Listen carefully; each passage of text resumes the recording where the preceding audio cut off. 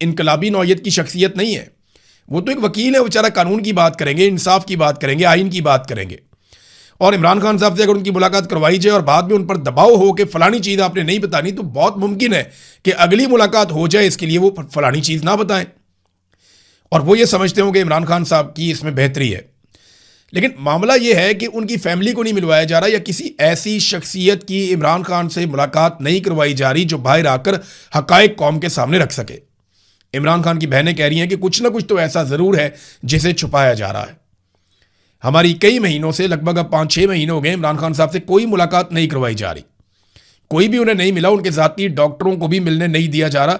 तो ऐसा क्या है जिसे छुपाया जा रहा है? अब ये चीज़ तो क्लियर हो गई कि हुकूमत इमरान खान से मुलाकात नहीं होने देगी। ये चीज़ भी क्लियर होगी कि इस हुकूमत के अंदर इंसानियत या कोई चीज़ ऐसी आप समझ रहे हो कि कोई जाग गई है, कोई जमहूरियत है, कोई इंसानियत है, तो ऐसा कुछ नहीं है। और ये चीज़ भी सुहेल अफरीदी को अब क्लियर हो जानी चाहिए कि ये घी सीधी उंगली से नहीं निकलेगा। उन्हें एहतजाजी सियासत पे जाना पड़ेगा, जिसका इमरान खान साहब ने आज से 7 माह पहले या 8 माह पहले हुक्म दिया था। इमरान खान ने कहा था कि स्ट्रीट मूवमेंट चलाई जाए। तो स्ट्रीट मूवमेंट वो नहीं है जो सुहेल अफरीदी किसी गांव में, किसी शहर में चले जाते हैं, वहाँ लोग निकलते हैं, नारेबाजी होती है, ये गाड़ी के ऊपर खड़े होते हैं, तकरीर करते हैं, वापस आ जाते हैं। वो स्ट्रीट मूवमेंट नहीं है। स्ट्रीट मूवमेंट जो है वो नज़र आती है, वो पता चलती है, हर गली में, हर मोहल्ले में, हर घर में पैगाम जाता है, जगह जगह कैंप्स लगते हैं, जगह जगह लोग इकट्ठे होते हैं, मेंबरशिप्स होती हैं। वो जो इन्होंने एक मंसूबा बनाया था वो स्ट्रीट मूवमेंट हो सकती थी। या और तरीके हैं, ये उनको भी कर सकते हैं। वार्ड की सतह तक जाएं, हर जगह पे जाएं, अपने नौजवानों को इकट्ठा करें, उन्हें मोटिवेट करें और उन्हें बताएं कि एक तारीख आने वाली है, उस तारीख को हम सब मिलकर निकलेंगे और इकट्ठे जाकर इमरान खान साहब की रिहाई के लिए आवाज़ उठाएंगे। या पाकिस्तान को इस फस्तायत से निजात देने के लिए हमें एक साथ निकलना पड़ेगा। तो पाकिस्तानियों को इकट्ठा करना पड़ेगा। ये हुकूमत बिल्कुल लचक नहीं दिखाएगी। एस्टेब्लिशमेंट की सोच अब भी वही है, कातलाना सोच है। अवाम के हक़ को कभी भी जमहूरी या पार्लिमानी तरीके से वापस नहीं लिया जा सकेगा। ये सीधी उंगली से घी कभी नहीं निकलेगा और अवाम को भरपूर अंदाज में मुतहर्रिक होकर निकलना पड़ेगा। जो रियल स्ट्रीट मूवमेंट होती है, जिसका इमरान खान साहब ने कहा है, उसके ऊपर इनको चलना पड़ेगा। अब सुहेल अफरीदी साहब आज 2 बजे एक प्रेस कॉन्फ्रेंस करने जा रहे हैं, जिसमें वो कुछ चीज़ों का ऐलान करेंगे। देखते हैं वो किन चीज़ों का ऐलान करते हैं। बहरहाल कल का दिन गुजर तो गया, लेकिन कोई बहुत बड़ी कामयाबी नहीं मिली। ना इमरान खान साहब से मुलाकात हुई, ना उनका इलाज हुआ, और सिर्फ एक हुकूमत ने रोकने की कोशिश की। कुछ कारकुन गिरफ्तार हुए, कुछ कारकुन ज़ख्मी हुए और हज़ारों लोग ख्वार हो गए। इसके अलावा कुछ भी नहीं हुआ। हाँ, ये ज़रूर है कि सुहेल अफरीदी ने साबित किया कि वो मज़ामत के रास्ते पे चल सकते हैं। कुछ छोटी मोटी मज़ामत होती रही सारा दिन में, कोई बहुत बड़ा एपिसोड तो नहीं हुआ। अब इसमें जो है वो पाकिस्तान तहरीक इंसाफ को और सुहेल अफरीदी को ये फैसला करना है कि वो किस लेवल तक इस मामले को ले जा सकते हैं। हाँ, एक चीज़ मैं आपको बताता हूँ कि मिलिट्री एस्टेब्लिशमेंट ने खैबर पख्तूनख्वा की हुकूमत के खिलाफ बाकायदा एक कंपेन लॉन्च कर दी है। मैं एक्सप्रेस न्यूज़ की खबर पढ़ रहा था, इसमें सबसे पहले जो है फ़ाद हुसैन साहब को एंगेज किया गया, क्योंकि वो PMLN से उनका ताल्लुक़ है। वो साबिक कैबिनेट के मेंबर भी रहे शहबाज शरीफ के, और जो जुल्म और बर्बरियत पाकिस्तान में होती रही उसका हिस्सा रहे फ़ाद हुसैन। तो अब जनाब उन्होंने एक खबर भी जारी करवा दी है एक्सप्रेस न्यूज़ के ऊपर।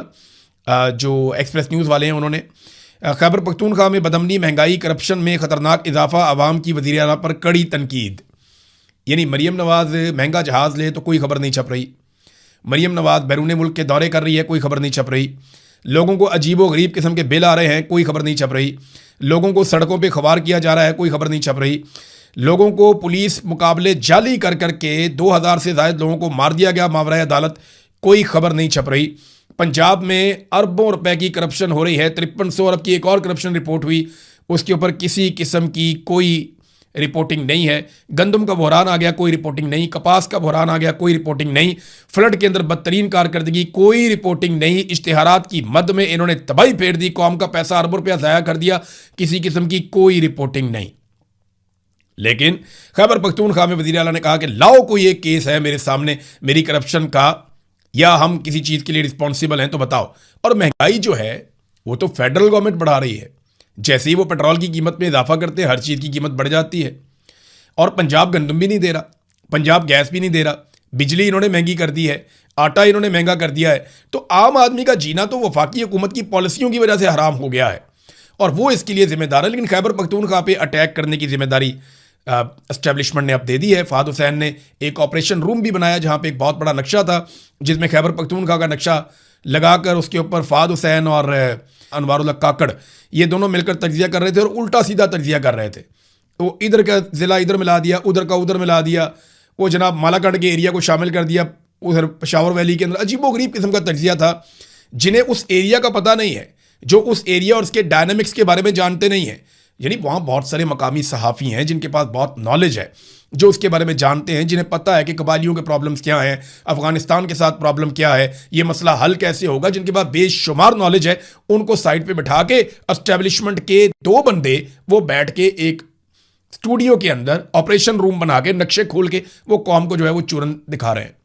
ये इस किस्म की हरकतें की जाती हैं, अंग्रेज़ी के अंदर कर रहे हैं, इस किस्म की हरकतें की जाती हैं जब एक नया को मिलिट्री एडवेंचर पाकिस्तान में करना हुआ हो, तो इससे पहले ये होता है। मुझे आज भी याद है कि 2008 में जब इन्होंने ऑपरेशन करने थे स्वात के अंदर, तो एक जाली वीडियो मंजर आम पे आई थी कि एक लड़की है उसको कोड़ों के साथ मारा जा रहा है।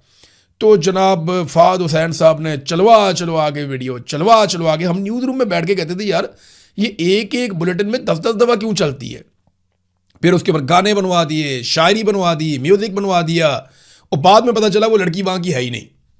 जिधर पूरा ऑपरेशन करके तहो बाला करके रख दिया सारा कुछ, ऑपरेशन की बर्बादी के ऊपर। लोग आज भी जाके आप कहानियां सुने तो आप कानों को हाथ लगाएं जो वहां पे हुआ था ऑपरेशन के नाम के ऊपर। लोग इसीलिए ऑपरेशन से इतने मुतनफ़र हो गए मालाकंड के, खासतौर पे स्वात के लोग। तो अब जनाब लोग क्यों कहेंगे कि आप ऑपरेशन करें आके, लेकिन खैबर पख्तूनख्वा में एक मरतबा फिर ऐसा लगता है एक नया ऑपरेशन मुसल्लत करने की कोशिश की जा रही है। अब आ जाए नाज़रीन कुछ इंटरनेशनल खबरें।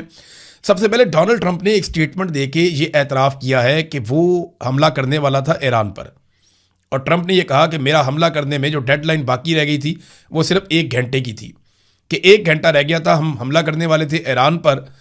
तो हमें राब्ता किया गया अरब ममालिक की जानिब से, और खलीजी ममालिक ने हमें रोका, और रोकने की वजह भी अब सामने आ चुकी है कि खलीजी ममालिक ने बताया कि हमें टारगेट करेगा ईरान। क्योंकि देखें, डोनाल्ड ट्रंप को कोई ना कोई फेस सेविंग चाहिए होती है। अमेरिका अपने बहुत सारे हथियार चला चुका है, और अमेरिका को एक बात की समझ आ गई है कि सिर्फ लड़ाई से ईरान को काबू नहीं किया जा सकता, या आप लड़ाई के ज़रिए से ही ईरान को घुटने टेकने पर मजबूर नहीं कर सकते।